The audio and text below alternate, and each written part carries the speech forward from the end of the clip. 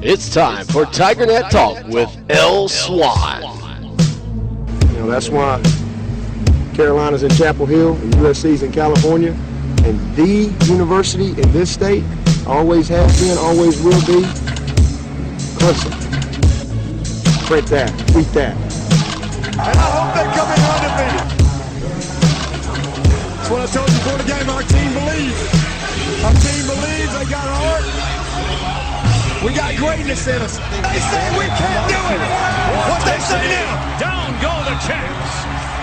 Auburn's 17-game win streak comes to an end. Welcome into the program. I'm your host, Lawton Swan. This is TigerNet Talk, kicking off live Wednesday nights, 9 p.m. right here on the front page of TigerNet. We're live on Vocal, VOKLE.com. And I do thank you for stopping by. We've got a whole lot to get to. A little bit of falling out from the Robert Kimdichie situation. I know you're saying to me, you know what, he's not a commitment anymore. We don't need to talk about him, but I do want to give you my angle and also what I've been picking up out of Oxford. Also, we're going to talk about this Clemson Tiger team and how they have really taken, I think, what happened to them last year at the end of the season against teams like South Carolina, against teams like NC State, and really improved to the point where I think nationally you're starting to see now, finally, you've got some talking heads at the four-letter network saying, hey, these guys are really good. This is a really good football team. So we've got all that plus the NC State preview as well as, you know it, the 9-1 PS3 predictions. 9-1 on the season. The only game that the PlayStation has predicted incorrectly this year who the winner would be was Clemson versus Georgia Tech. We've been all over it as well lately. I think I looked at the totals over the past 4 weeks in our predictions. We've only been off by, I believe it was 13 points. 13 points was the number. We've been off. So we've been right there. We've got Chris and David, Tommy. We've got Sammy checking in the chat room. Lots of people out there on Twitter following us, and my goodness. I love TigerNet because it's a great place to go and hang out and talk with other Clemson Tiger fans. But I saw a post on there about the student section leading a new cheer called This Is, and then the rest of the stadium would say Death Valley. Now, last week, Martin Jenkins and some of the Clemson Tigers wanted the fans to work on chanting We Too Deep based on one of their recent rap songs they put out, which is a really good song. If you're a Clemson fan, I think you'll like it, even if you're not a fan of rap music. The funny thing is, about all of that, now we've got this new chant all of a sudden, but I think it's about time that maybe we have something new. I don't hear as much of in the old days, you would see the chants, Clemson on one side of the stands and then Tigers on the other. Then there was the orange and white and number one. That kind of went away, and I really don't remember hearing it as of late. It hasn't really, I don't think it pops off the page anymore. But with the controversy that you've seen, with especially ESPN and hyping up LSU's stadium as Death Valley, when for so many years in the 80s when I was growing up it was Deaf, D-E-A-F Valley, I think it's about time that we welcome people back to Death Valley. 12 wins in a row at Clemson breaks the all-time consecutive record in Death Valley, but it ties the all-time consecutive home wins mark that Clemson had back in 1927 and 1930 over at Riggs Field. This is a chance right now for Clemson to establish a new cheer in Death Valley, with perhaps South Carolina looming on November the 24th. But we've got to focus. We've got to maintain our discipline. And I know it's hard. Look, I, like you, feel the same way that I keep catching myself looking forward to the South Carolina game. Looking forward to the Carolina Gamecocks and the Clemson Tigers getting it on in Death Valley, and a little bit of that going on. A little bit of kicking chicken. Love the sandwich at Zaxby's, by the way. It is a fantastic sandwich. Let me tell you how you can participate with us, though. Hashtag TN Talk. Tweet now, tweet early, tweet often. The Textile Bowl, Tommy checks in the chat room. I saw somebody say that may be played now in India. in some type of cricket match. But it is still known as the Textile Bowl, a textile major right here. I raised my hand. I was one. Clemson81@gmail.com is the way you can email us throughout the week, 24 hours a day, 7 days a week. Phone lines are open, 803-450-0086.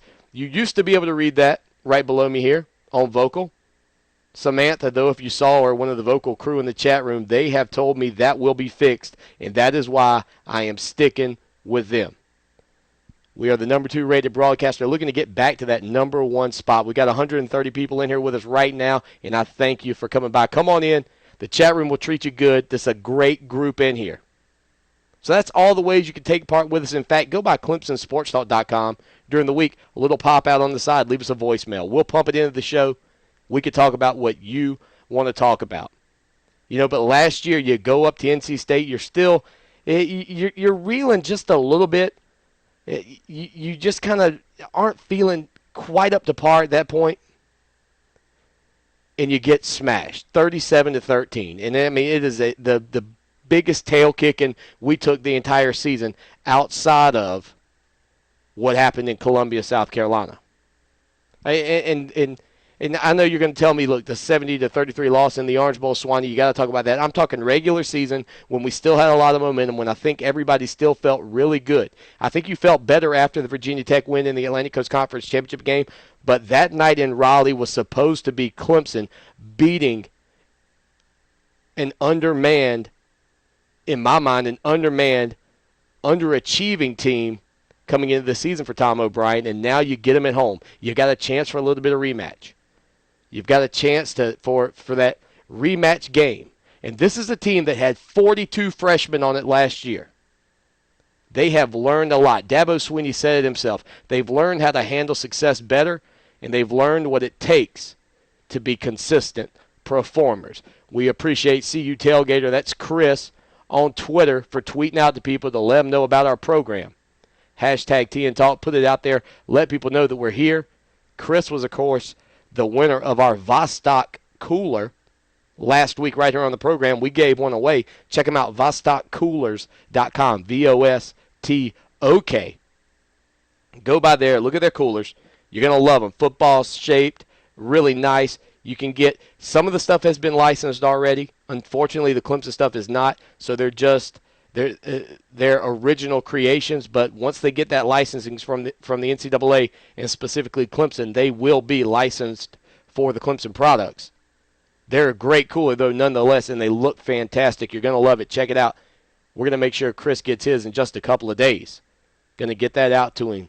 56 yards was what Perry Tuttle had in the Orange Bowl receiving, and if you didn't hear our Perry Tuttle interview this past week, Sunday night, 9 p.m. on Clemson Hotline, you need to go and check it out. It is on ClemsonSportsTalk.com. We cut out everything. It's the straight 24 minutes of unbelievable stories, and just from one of the greats in Clemson's history. And I think I said that he was the only Clemson Tiger to ever be on the cover of Sports Illustrated. I think I should have said in a Clemson uniform, because it wasn't but maybe a week or two after that Dwight Clark making the catch for the San Francisco 49ers was on there. But Dabo said it. These guys have learned how to be consistent. We wrote an article about it on TigerNet just a few weeks ago. I don't need you perfect. I really don't need this Clemson team perfect. You don't need them perfect. You can look at the scenarios that are laid out right now. And while this Clemson Tiger team is sitting at 11th in the BCS, the chance for redemption for the ACC is coming. And if Clemson can handle business the rest of the way, there's no reason that we can't finish very high in the polls, much higher than maybe many people expected coming into the season. I think there were high expectations, but next year was going to be the year. The 2013 season was the one many people are looking to as the year that Clemson could be really a national title contender. This year, if you had a special season, something might could come of it. If you had found a way in Tallahassee, you'd be talking about it right now. Instead, you're a little bit on the outside. But once we expand this BCS to a 4-team playoff, you might still be in the mix at this point if the chips fall your way. This team, though, has been focused. You can see it from the fact that we have blown everybody out. We have blown everyone out. It hasn't been fair. 35 points at the half in 3 straight games, a new Clemson record. And then calling off the dogs in the second half of these games. But yet you still maintain yourself as the 6th highest scoring team in the country. That says a lot about how good we actually have been. And you can knock the level of competition. You could say maybe we're underprepared for these final few games, including the bowl game, whatever matchup it may be. But I choose to believe that we've done ourselves a service by having the opportunity to rest a lot of our guys. And our offensive linemen haven't been the ones we've really given those breaks to as of late, because they may have to go 4 quarters against NC State. They may have to go 4 quarters against South Carolina. And they certainly will have to go 4 quarters if we are fortunate enough to land in a big-time bowl game. But this Clemson team has a whole lot left to do, and you can tell they're focused. And here's another area that I put this out on Twitter, and I totally believe this fact. When you look at the fact that they are number 3 in red zone efficiency this year, 3rd down conversions, and 4th down conversions. Those things can happen throughout the ballgame, and Clemson has not slipped. They are ranked number 3 in America in all 3 of those categories offensively. That's huge. When you can move the chains on key 3rd downs, when you can pick up big 4th down conversions, and when you're punching the ball in the end zone, when you're scoring in the red zone, that's a tremendous boost to your offense. And it's the reason that you've seen Clemson's numbers rise so quickly over the past couple of seasons, and more importantly this year, the improvement in the offense. I think if I had to say where's the biggest improvement come down to, it comes down to the fact that on 3rd downs, we're not punting that often. It's been a point of emphasis from Chad Morris. Taj Boyd has been able to take it and run with it, and when he pulls the ball down to run, because he's still slim, he hadn't put on those added pounds at the end of the season, he's light on his feet, and finally, he's become another threat that we have from time to time in the running game. And when his number is called to run it on a designed running play, he's also been very effective this year. So many records, so many possibilities out there. We are fantastic right now. It's fun to watch until about halftime it gets a little boring. Thank goodness we're deep. We'll be right back. I suggest you hold up. You must ain't seen that secondary. Yeah, boy, we so tough. Can't you tell that we ballin'?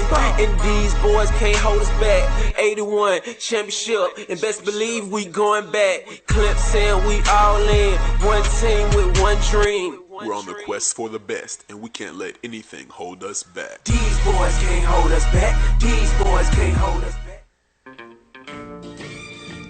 Enjoy the Clemson football season at Seasons by the Lake Restaurant. Tiger Tailgate on the Terrace at Seasons Restaurant will be held every Clemson football game day, rain or shine, home or away, from 9 a.m. to 9 p.m. for those day games and noon to midnight for the evening kickoffs. Enjoy a large screen TV, a Bloody Mary and mimosa bar, specialty drinks, and a great tailgate menu, all on the Seasons Terrace. For more information, call 656-7444. or visit their Facebook page, facebook.com/seasonsbythelake. I hope to see you on the terrace. We scoop the boot, dutycalls.com. When nobody else will do it, dutycalls.com. To make that dog poop go away, call or click for a free quote today. When nature calls, we answer. To get a free quote for dog poop removal, go to dutycalls.com now. DOODYCALLS. Dutycalls.com. In the Midlands area, dial 1-800-DUTY-CALLS. They're number 1 and number 2. G-Dog General Dentistry at Oak Grove is located on Highway 1 near the Barnyard Flea Market. Modern, relaxing dentistry with TVs and headphones in every room, nitrous and even oral sedation. Digital diagnostic x-rays for better quality and 85% less radiation exposure. And check out their new Clemson Patient Special. Mention that you heard about G-Dog here on the Clemson Sports Talk programs and receive an extra 5% off all services through football season. If you don't have a regular dentist, go see my dentist, Dr. Rick Jackson at G-Dog. That's General Dentistry at Oak Grove. Are you a landowner who owns more than 10 acres that's interested in selling timber or pulpwood off your property? Cross Creek Timber is a full-service timber procurement company that buys standing saw timber and pulpwood. They're staffed with professional licensed foresters and fully insured with both workers' comp and general liability insurance. Let Cross Creek Timber develop the appropriate harvesting plan for your property and answer any questions regarding forest management. Call today, 864-517-3620. That's 864-517-3620 for your free woodland evaluation, or visit www.crosscreektimber.com.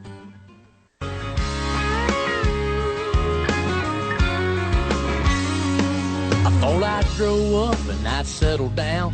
There was 10,000 girls up in Tiger Town, and it was heaven to me. Hashtag TN Talk, the way you can join us if you're on Twitter. Follow us on Twitter. We're at Clemson Sports. We bring you Clemson news, notes, information, and opinion 24 hours a day, 7 days a week. The guys in the chat room are with us once again. It's a great chat room, 206 viewers. We got JD, Sammy, Mike, Matthew. I know people want game day to come to Clemson. I see Matthew in the chat room saying, use my powers to get game day to Clemson. This would be electric. I mean, if Clemson can defeat NC State, and you try not to look past them, I'm just warning you. There's a couple of things here going on. One, Clemson's never won 7 ACC games in the season. That's on the line. We haven't won 10 wins in the regular season since 1981. Any 10-win season since that time has come in a bowl game, that 10th win. Plus, you don't want to get too squirrely. You start thinking about things. If somehow Maryland can pull off the upset of upsets, Clemson will be in its third Atlantic Coast Conference championship game in 4 seasons. Going back to the moment that Dabo Swinney, that wide receivers head coach, took over, if you had told us that we would go to 3 out of 4 Atlantic Coast Conference championships, everybody would take it. Mike says in the chat room, we'll be co-champs too. And that's a good question, because we would be co-divisional champs at that point. And there's one thing in the stadium that I don't like right now. One thing I do like, and I criticized it earlier, but it was only because we hadn't played under the lights. But finally, the lights were on, and those screens above the new scoreboards do light up. Orange, very nice. Clemson and Tigers on either side. I'm not a big fan of the divisional title thing that's in the stadium. And I'm sure it's going to go away as we get more and more conference championships. But I feel like I don't want to hang my hat on being first place in my division. That's not good enough for me. If we were in the Coastal Division this year and we were Miami or Georgia Tech, we had that record, is it really worth putting that up? I don't think so. That's celebrating mediocrity, because the ultimate goal is to win the Atlantic Coast Conference Championship.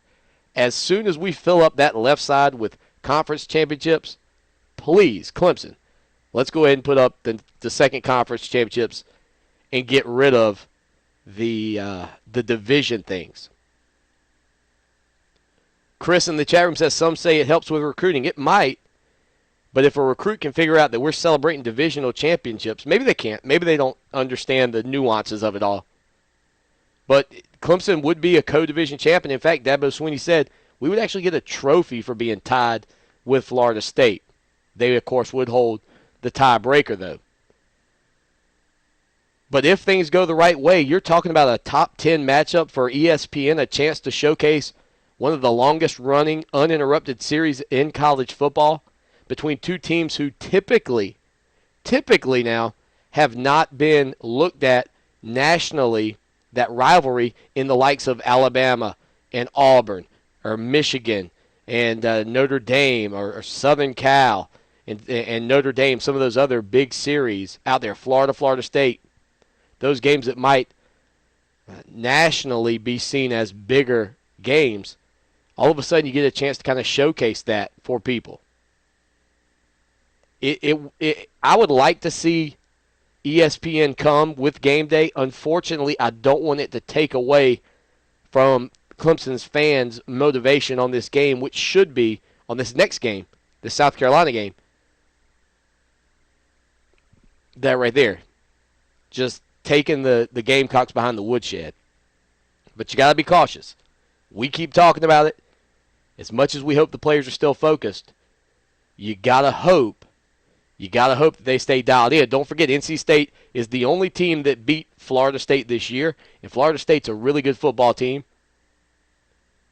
But they're also the same team, NC State, that got smashed by Virginia. So you talk about the roller coaster ride of a season.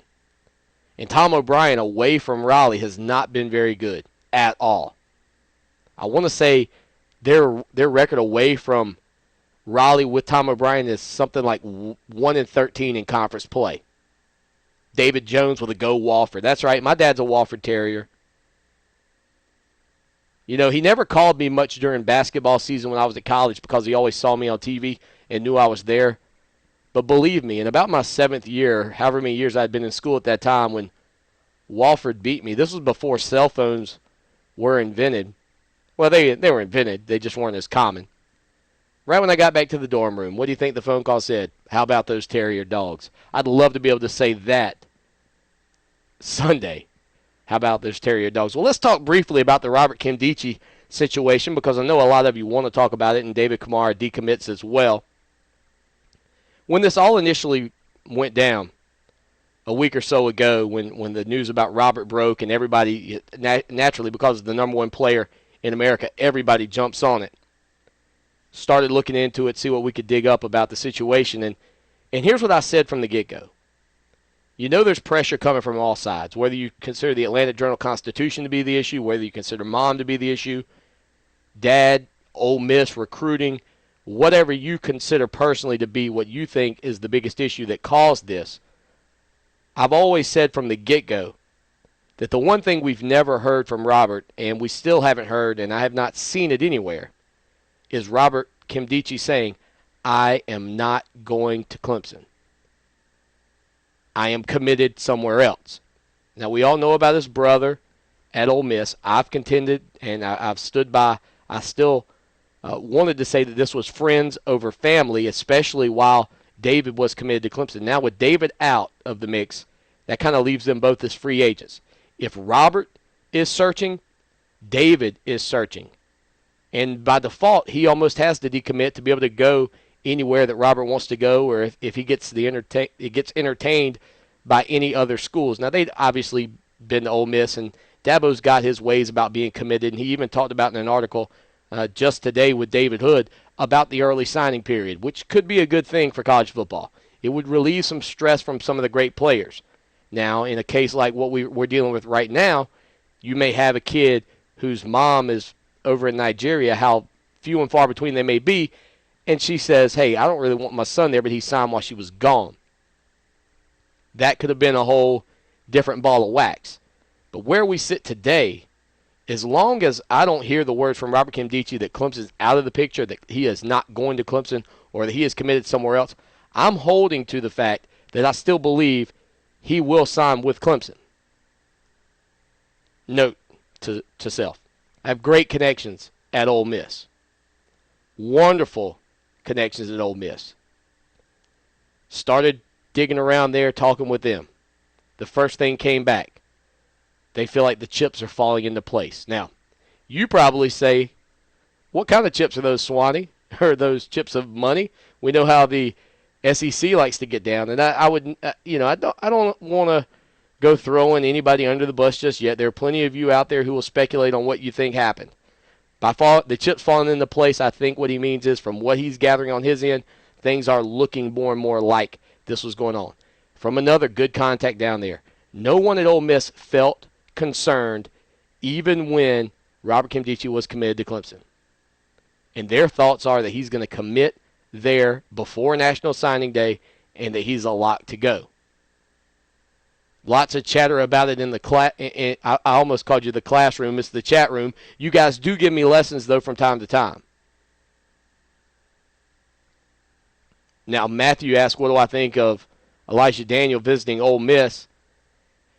I mean, this opens up a whole big bag of worms, I think, for Clemson people right now, because you do go back to what Dabo Swinney's been saying about that term commitment. And when, Dabo Swinney says, all right, Robert, we're going to give you this spot. We're committed to you. You're committed to us. You have a situation where if a guy backs out at the end, you're left with a gaping hole, really, and you've probably turned away other potential people. I don't have a problem. I'll go ahead and tell you, I don't have a problem with Robert Kimdichie backing out. I don't have a problem with Elijah Daniel taking trips. These guys have earned it. They work really hard.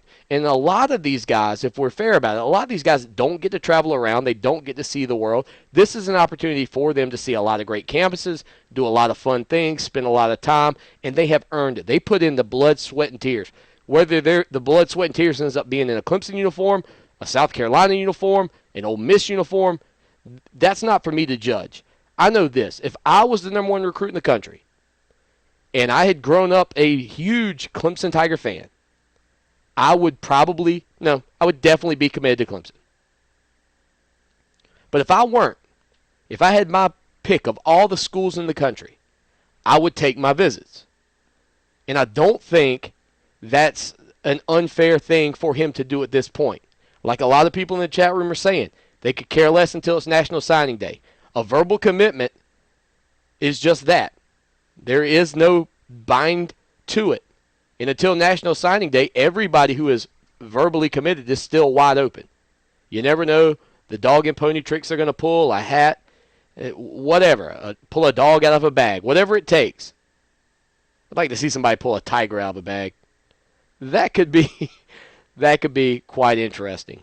But it is good that you have seen some guys like Montravius Adams come in for a visit, say he had a wonderful time. Mom really likes it. Montravius Adams, the top defensive tackle in the country. A guy like Carl Lawson, who's committed to Auburn but is a absolute beast if you've seen this kid. Weak side defensive end, committed to Auburn. There's a dumpster fire going on the Plains right now. If Gene Chizik's out, they've got some top recruits in there right now. And Gene Chizik has done a fantastic job with recruiting. He hasn't done a good job winning ball games without Cam Newton. And we can go back and talk about how you think Cam Newton got there. Was there not a bag man? But at this point, when you look at when all the chips are down, where we sit today, I'm comfortable with the class we've got. I like the young men that we have on the table. And I personally think that I'm going to just stick by what I've said about Robert Kimdichie, and that is until I hear him say he is not coming, I'm going to hold that I believe he'll end up at Clemson. Now, I was at 100% not that long ago. Have I wavered some? Yeah, I've wavered. But I'm going to hold with it until I hear from the contacts I have at Ole Miss that this is a done deal. They seem to think it's coming. I agree. You notice the name we hadn't mentioned very much is David Kamara. But he is part of this package, basically. These guys are really good friends. I've said, and I'll stay. It's friends over family. It's friends over mom and mom's influence. I think the further mom is away, the more Robert's going to be freed up a little bit. It's tough to tell, but he could be one of the great ones if he comes to Clemson. If he goes to Ole Miss, lots of you wish Ole Miss was still on the schedule. I know that's a fact. Stay with us here on TigerNet Talk. I'm your host, Lawton Swan, hashtag TN Talk. Some of the Tiger greats right here in this song. Great to be a Clemson Tiger. Jesse Rice with this album. Stay with us. Sunsets, I wanted to be just like Jeff Davis when I grew up, tackling Seminoles and Bulldogs, playing football in the mud. So everybody sing Tiger Rag at the top of your lungs, and we'll party like it's 1981. Do you suffer from a chronic case of the woohoo during football games? Do your Saturdays sound something a bit like this? Well, TigerNet Talk is out to fix that. If we can band together, we can change this reoccurring issue. With a simple, go Tigers, go, you can make a difference. Ban the woohoo. Do yourself a favor. And as always, go Tigers.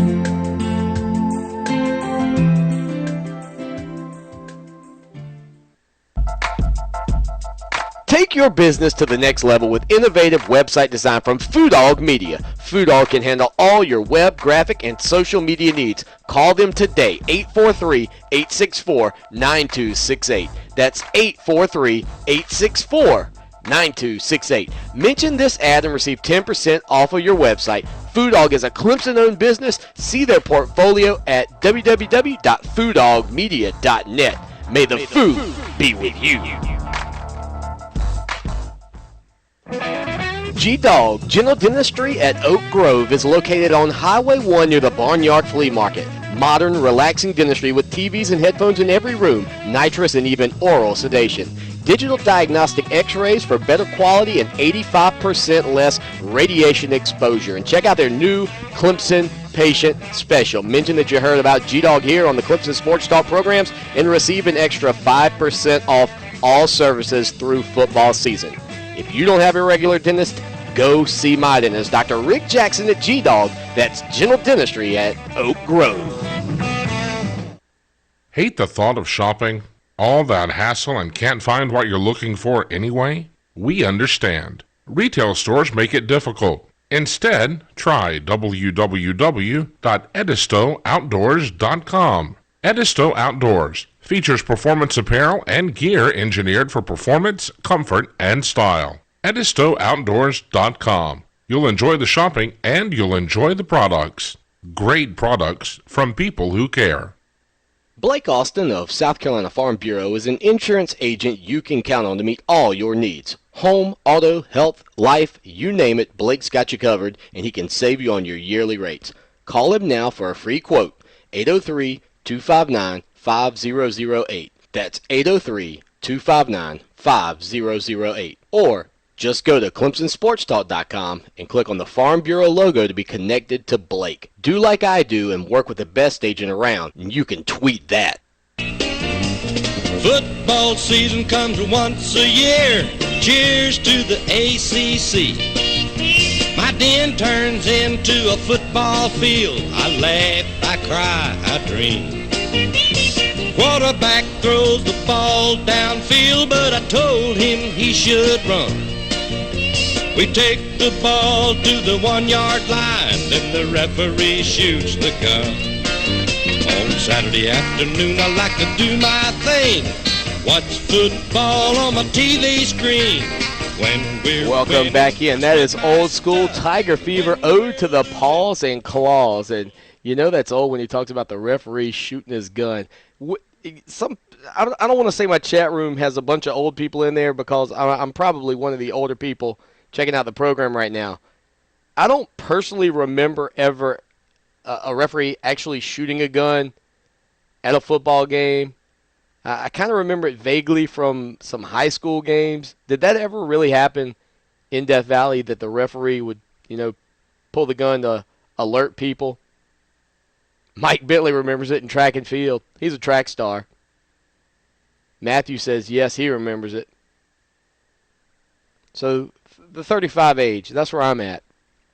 Matthew, are you sure you're 35? We need to get you to check that. Lots of people say no, they never saw it. Apparently it used to happen. Speaking of old school, how about this? The first time Clemson has won at least 9 wins in consecutive seasons since 1990 and 91 right now. That's what the Tigers are up to. And 35 points in the first half. I said this earlier. For the third straight game, that is disgusting. That is just completely unbelievable. When you look up at that scoreboard and you have 35 points, if it's a shootout, if it's somehow amazingly 35-32 at the half, you say to yourself, wow, nobody's playing any defense. We are mauling people by the half. To the point of people looking around going, well, what are we going to do for the second half? Are we going to score 50? Should we go 60? How high can it go? And you're scoring quick. 12 seconds. The Clemson record was set in that first quarter versus Maryland. The fewest seconds between touchdowns in history. That breaks the record of Derek Hamilton, who did it by himself, 14 seconds for 2 touchdowns back in 2003. That, of course, was done with Corey Crawford's fumble return of 16 yards.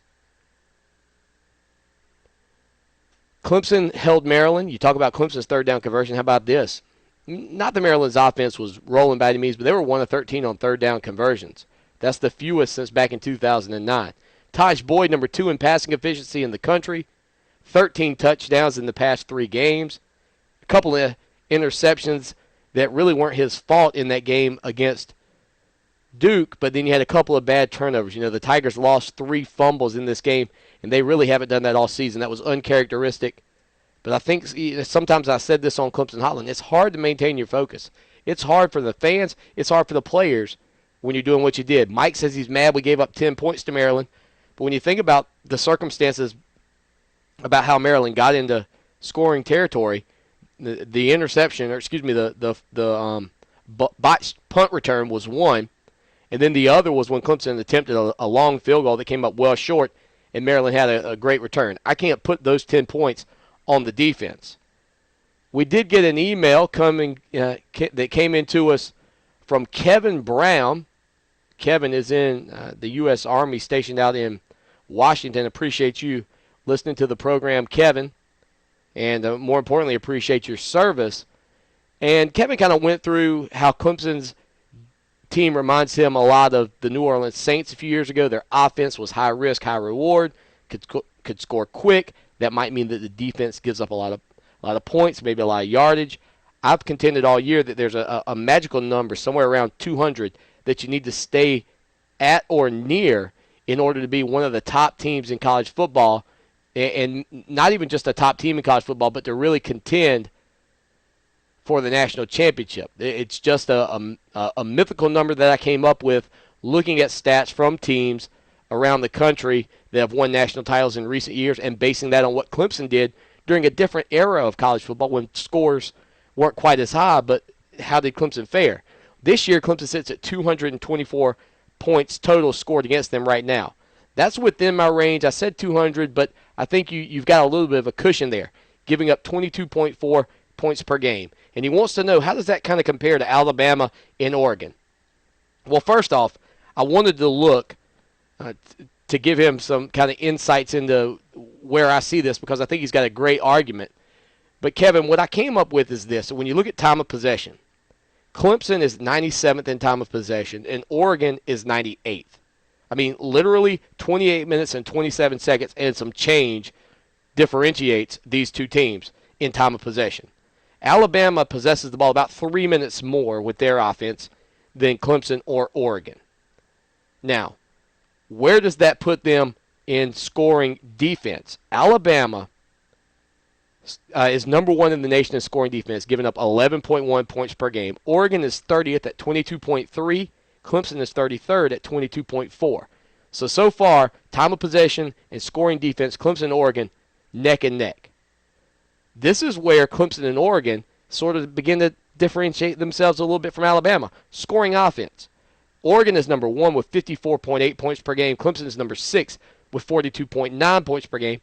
And Alabama is 25th with 37 points per game exactly for the Crimson Tide.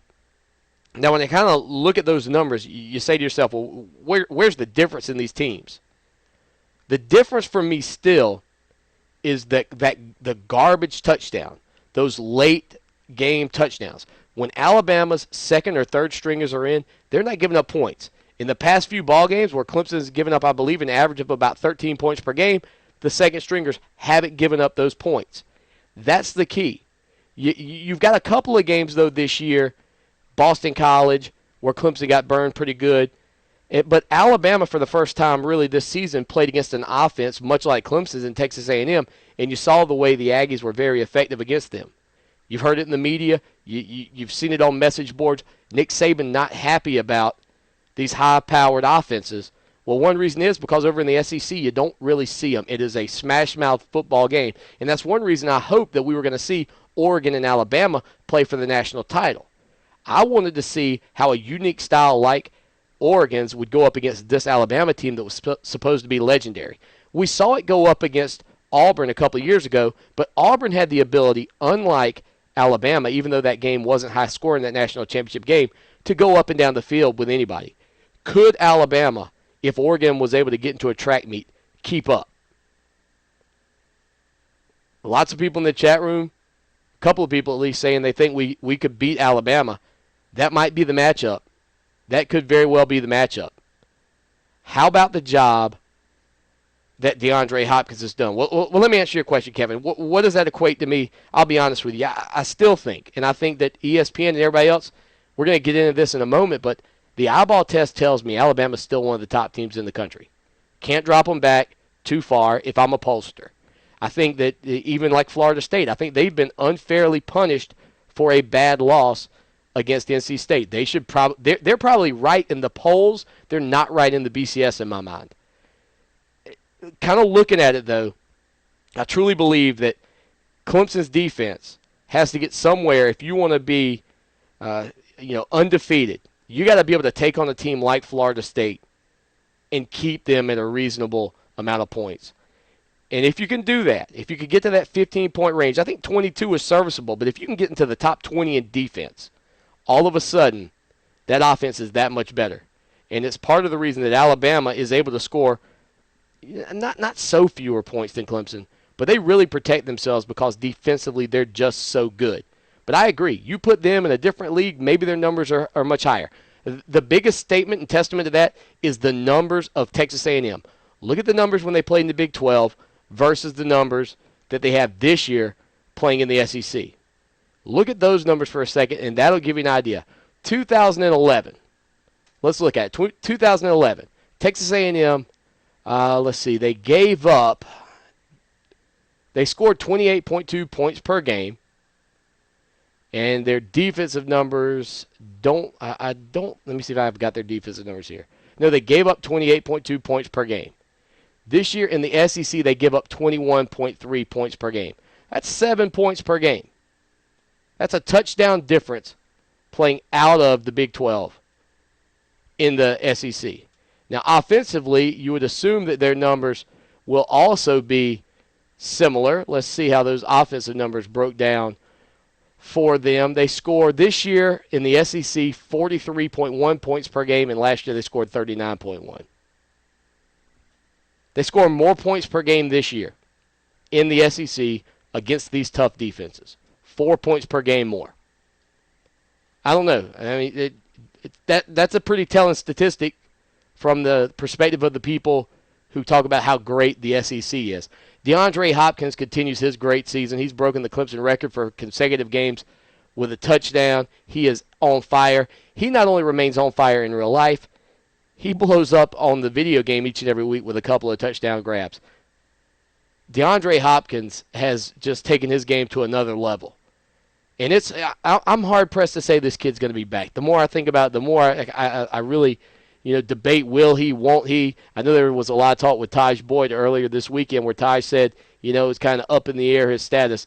If there's anybody whose status right now has gone to officially up in the air for me, it's DeAndre Hopkins. The good news is I think Martavis Bryant has shown you that he can come in and contribute immediately. Sammy Watkins getting his game face on. I think back to last year against NC State, not having him, that was big. Watkins, of course, injured in that Wake Forest game, didn't participate in the NC State game, and dropped a very catchable ball against South Carolina with that injured shoulder. He could be the biggest X factor we've got coming into this game to make a difference in what we saw last year versus NC State and what we see this year. Not only that, the rushing game against NC State last year was for naught. Clemson turned the ball over multiple times. You protect the ball. You have the home crowd. You've got the students saying this is. You've got the fans saying Death Valley. All of a sudden, Clemson may be getting an opportunity to go to 13 straight wins at home, breaking the all-time record, whether you're playing at Riggs, whether you're playing at Death Valley. That's a big momentum boost. That's a shot in the arm for this team. And the rushing attack and Andre Ellington, while the numbers have not been big because he's gotten a limited number of carries, you have seen a much more efficient, I feel like, offense running the football. And that's a pretty good thing to have going on before you get into the final ACC game of the season. Well, Tiger fans, let me tell you, your help's needed this year. The 28th annual Carolina Clemson Blood Drive, it's so important. There's nothing more exciting than the game, but this is more important. Let me tell you what's going on. We need all you listeners and followers to roll up your sleeve and vote for your favorite team. The past 2 days have been unusually slow, and they really need your help there at the Red Cross. The Superstorm Sandy has left a shortfall of 12,000 units of blood, and Carolina Clemson fans are being asked to come out and show their support for their favorite team by donating blood. Who will win the battle this year? Well, it's up to you, Tiger fans. It's up to you, Gamecock fans. Please plan to donate at the Russell House if you're a Gamecock, or on campus if you're Clemson, at the Hendricks Center, and all over campus there are other blood mobiles. Check them out. Friday, 10 a.m. to 7 p.m. All are welcome. You get free food and a free shirt, but more importantly, you save 3 lives. You save 3 lives. We'll be back with more TigerNet Talk right after these messages. He was hanging in a corner like a candy ball and chain. It wasn't nothing she ever thought about. Didn't know it was gone the day she moved out. In my head, if I pointed it just right. We scoop the boot, dutycalls.com. When nobody else will do it, dutycalls.com. To make that dog poop go away, call or click for a free quote today. When nature calls, we answer. To get a free quote for dog poop removal, go to dutycalls.com now. DOODYCALLS. Dutycalls.com. In the Midlands area, dial 1-800-DUTY-CALLS. They're number 1 and number 2. Enjoy the Clemson football season at Seasons by the Lake Restaurant. Tiger Tailgate on the Terrace at Seasons Restaurant will be held every Clemson football game day, rain or shine, home or away, from 9 a.m. to 9 p.m. for those day games and noon to midnight for the evening kickoffs. Enjoy a large screen TV, a Bloody Mary and mimosa bar, specialty drinks, and a great tailgate menu, all on the Seasons Terrace. For more information, call 656-7444. or visit their Facebook page, facebook.com/Seasons by the Lake. I hope to see you on the terrace. Take your business to the next level with innovative website design from Foodog Media. Foodog can handle all your web, graphic, and social media needs. Call them today, 843-864-9268. That's 843-864-9268. Mention this ad and receive 10% off of your website. Foodog is a Clemson-owned business. See their portfolio at www.foodogmedia.net. May the food be with you. Blake Austin of South Carolina Farm Bureau is an insurance agent you can count on to meet all your needs. Home, auto, health, life, you name it, Blake's got you covered, and he can save you on your yearly rates. Call him now for a free quote.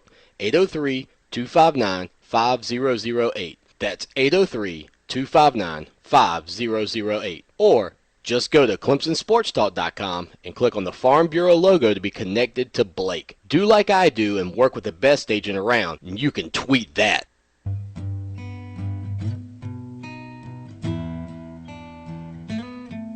This is Clemson Tom, and you're listening to Clemson Sports Talk. So sit down and have you a cold one and listen to a true American.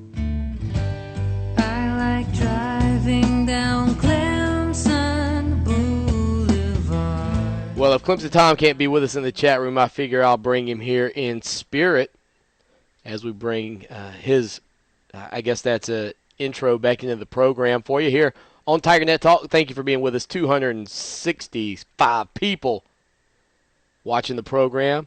Lots of people in the chat room. So much so, I'll be honest with you, chat room, I do the best I can to keep up with you guys. This is, it's going so fast for me. I don't know how you keep up with it and listen to the program. If you are in the chat room, though, and you're not maybe paying attention to the nuances, guess what? Podcast editions of the show are available for download in iTunes. They're in the podcast player that you can get for your iPad or iPhone or iPod Touch, whatever. They'll be on TigerNet tomorrow with our article about the program, about the game, and our prediction. All of that, of course, coming up in just a few minutes as the show reaches the 51-minute mark. We're going to have our PS3 prediction sent to us, as always, by our main man, Sammy. Not Watkins. O'Neal. He's in the chat room. That's our man. Thank him. He does a great job with the PS3 predictions. I only call it the Xbox predictions about half the time. I'll eventually figure it out by the time the season's over. Let's talk about computers for a minute, though. We mentioned Xbox, PS3. Let me tell you how you can get in touch with us. Hashtag TN Talk on Twitter. Phone lines are always open. 803-450-0086. 803-450-0086, and go to ClemsonSportsTalk.com. On the right-hand side, you'll see it. Leave us a voicemail. We'll play it on the next program, Sunday night, 9 p.m. That'll be the Clemson hotline. This, of course, Wednesday night, 9 p.m., TigerNet Talk each and every week. Jeff Sagarin and his ELO chess ratings have boggled my mind. It honestly looks more like he should be focusing on ELO checkers.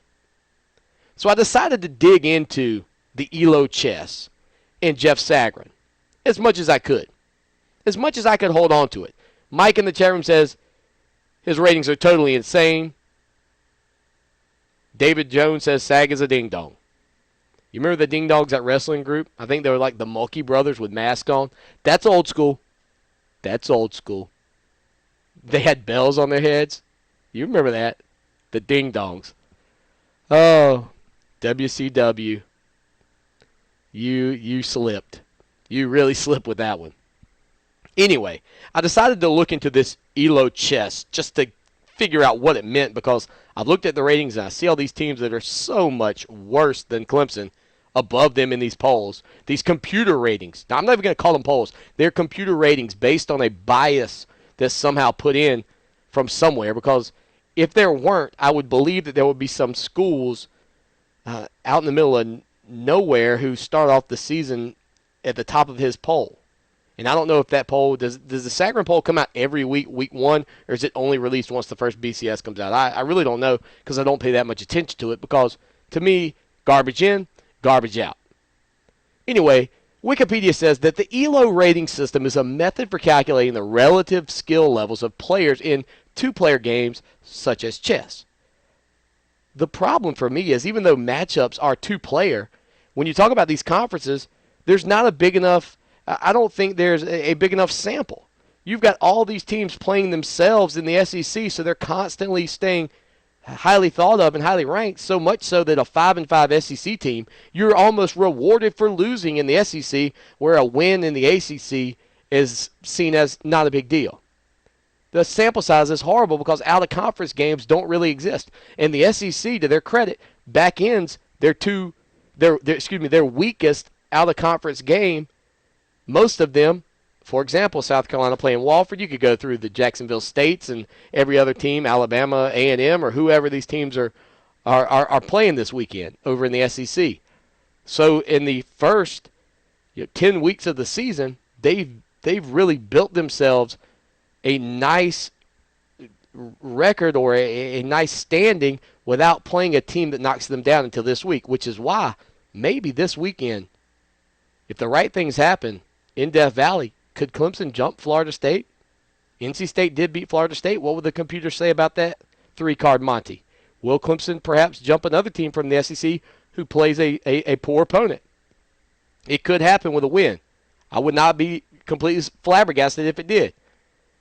But there has to be some better way to determine this right now. Wikipedia says it's necessary to distinguish between teams that have compiled impressive win-loss records against strong competition and teams that have defeated weaker opponents. So if you've played weaker opponents, it doesn't matter. You could be 11-0, but there's the potential that a 6-5 team is above you. That makes absolutely no sense to anyone, anywhere, in any league on earth. It doesn't matter if you're playing in the NFL, the NBA, the NHL, MLB, NCAA basketball, but the NCAA football, this is a big factor. 5-5 teams versus over 9-1 teams in these polls. And I started to pick up a little bit about the ELO chess, but to be honest with you, Sagarin went to MIT. I don't even know if he knows how to calculate this thing, and I got bored with it. The eye test means more to me. Looking at what I see on the field on a weekly basis, I honestly trust the coaches poll and the writers poll far and away more than I trust any of the computer polls at this point. Because in the eye test, you know Clemson has called off the dogs. Educated people look at this and say, you know what? That Florida State team looks better than a 2-loss SEC team. And it shows a better reflection of the season. It shows a better reflection of the season. And it wasn't that long ago, if you think about it, that people thought Florida State was a national championship contender. They got tripped. A 1-point game. A 1-point game they got tripped up. A game that they basically dominated the first half and laid down and played poorly the second half. And while they may not be a national championship contender right now based on where they are, how many of those teams ahead of them would you line them up against and say, you know what, I don't think Florida State could beat them? Not many. How many teams would you line up in front of Clemson and say Clemson couldn't beat them? Not many. I don't know outside of a few that I would say Clemson couldn't beat. There will be some where I would say Clemson could get a couple out of 10, but probably not every single game. Alabama's another perfect example. ESPN, before the loss against Texas A&M, and I see it in the chat room and everywhere else, people talking about, could they beat an NFL team? Could they? Is anybody ever going to be able to beat Nick Saban in this Alabama ball club? Are they destined for another national championship? They're still the same team. They got beat by a good Texas A&M team. Is that A&M team better than Florida State? I don't know. Florida State has a very good offense, even without Thompson at the running back position. Yeah, I know you got E.J. Manuel. He got a little squirrely at Virginia Tech against a tall quarterback in Logan Thomas and that Virginia Tech Hokie team. But we can't control, and I'll say it again, Virginia Tech being down, Georgia Tech not having a great season, Auburn rolling over like a bunch of scalded dogs. We can't help that.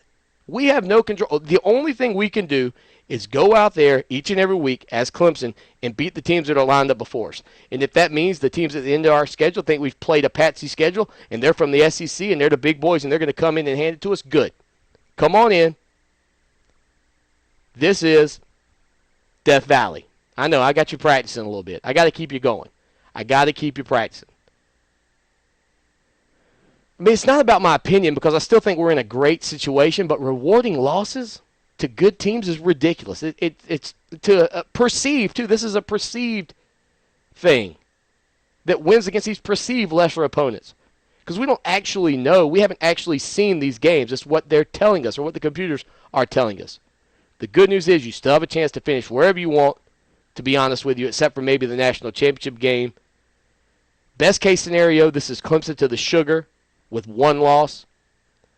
The possibility could even exist if the things fell the right way. You could lose and still go to the sugar. I doubt it, but it's possible because of some of the BCS rules. The middle scenario could be if FSU trips up, you go back to the Orange Bowl with a victory over NC State, and it doesn't really matter what happens against South Carolina in terms of the BCS. I doubt that happens. And your worst case is you're right back to where it all started. You're in Atlanta again for the Chick-fil-A. That's about as far down as you're going to drop right now where you sit. You finish strong. A top 5 finish for the Clemson Tigers is in the cards. Well, the all-time series against NC State, Clemson leads at 51, 28-1, and 22-11 all-time in Clemson. The last meeting, of course, 37-13. NC State smashed your Clemson Tigers, and it did not feel good. Clemson, though, has won 7 out of the last 8 and 4 in a row in Death Valley. You look at this NC State team coming into the season. Mike Glennon was one of those quarterbacks in the league who many people thought could have an elite year, one of the better years that they've seen at NC State in quite a while. He has a lot of potential. Maybe one of the better quarterbacks they've had there since Phillip Rivers. Second most touchdowns in the season last year, 31 touchdowns to 12 interceptions last year. This year's number's not quite as good, but he has his moments. He reminds me a lot of Matt Ryan. And you think back to Tom O'Brien's tenure at Boston College, he had a guy like Matt Ryan leading the way. This kid's nowhere near as good, but physically in the pocket, his presence reminds me of Matt Ryan. The one thing that O'Brien did do, though, he has rebuilt that offensive line at NC State. I almost said Boston College. He may need to go back to Boston College, speaking of which. They could be looking for a new coach for sure. Maybe he'll go back and maybe he'll pull the old Bill Snyder and bring him back one more time, get Boston College back up like Snyder's done out at Kansas State. If Mike Glennon's on, and I saw some people talking about this in the chat room, he can be deadly accurate. The running back situation there, they're good, not great. James Washington last year at the running back position was also their leading wide receiver, so they really had to improve some things. They had a lot of quick wide receivers. As those guys have developed this year, I don't think they've developed as fast as NC State fans would have hoped. And I'll be honest with you, the scarier thing for me might be this defense for them right now, which leads the ACC in sacks. They got after Taj Boyd last year. They got in Taj Boyd's head. They can change the momentum with turnovers. They'll come right after you. In that game against Tennessee, though, the opening game, David Amerson and that defensive backfield were toasted. And Clemson has shown me over the past few ball games that they're willing to stretch the field. They're willing to throw the football. I see Brad talking about their defense in the chat room, that NC State will blitz all day. They will come after you. They really will come after you. I am with you 100% on that, Brad. That's one thing they do very well. The question becomes, if they do come after Clemson, can Clemson, much like what we're going to hear next week, most likely in that game against South Carolina, can Clemson protect Taj Boyd? If they can, there's no questioning the fact, in my mind, that Clemson has two of the best long ball receivers in college football, two of the best guys over the middle. These two elite wide receivers in Watkins and Hopkins, you're not going to find anybody better than them in the country, and I wouldn't trade them. I really would not trade them. I wouldn't trade them for the guys at West Virginia. I said that earlier this year. I wouldn't take the guys at Southern Cal right now. You couldn't give me them. I like where we sit with these two guys. And if we can give the time to Taj Boyd, we can beat this team down the field, because they don't have the manpower to cover us. And I think we've shown that we can throw the deep ball. Taj Boyd has shown that over and over. But we'll see. There's a whole lot to get to. For the PS3 prediction sent to us by our main man, Sammy O'Neill, Clemson has 375 total yards. Taj Boyd goes 22 of 38 for 213 yards, 5 touchdowns, 1 interception, and 2 sacks. Andre Ellington carries the ball 20 times for 88 yards. Taj Boyd 12 times for 25 yards. And DJ Howard 10 times for 40 yards. Brandon Ford had 10 receptions in this one, a tight end showcase. 113 yards and a touchdown. Sammy Watkins and DeAndre Hopkins for almost similar numbers. The only difference is Watkins got 1 touchdown, and DeAndre Hopkins gets 2 to add to his season total. And Jerron Brown with 2 catches for 10 yards and 1 touchdown. Mike Glennon went 15 of 33 for 249 yards with a touchdown, no interceptions. The Wolfpack totaled 326 total yards of offense, and your Clemson Tigers got it done 28-29. Now, for my prediction on this game, I can tell you what I've already told you about this team, is that I really feel like Clemson is playing at the highest level I've seen them in a long, long time. I don't recall a Clemson team playing this good at this point in the year. And when you see the way we've been able to move the ball up and down the field, and we've really been able to rely now more on that defensive front, give credit to Grady Jarrett and Josh Watson, the guys on the inside, for really stuffing the run. Vic Beasley start to emerge. You've seen better play from Corey Crawford. That defensive front, as they've improved, the numbers on the back end have improved. You look at the linebacker core. Spencer Shuey begins to step up. And I frankly don't think that this NC State team, even when they're on, has the offensive weapons to keep up with your Clemson Tigers. Can they score? Yes. Will they score enough to beat us? Absolutely not. You know why? Because this is Death Valley. That's right, Tiger fans. Your Clemson Tigers roll up some more points. I can't get in the 50s this week, but I'm going to get close. How about this one? Your Clemson Tigers win it this weekend, 45-21. We'll see y'all on Sunday night at 9 p.m. for Clemson Hotline. Till then, y'all take care now, and go Tigers!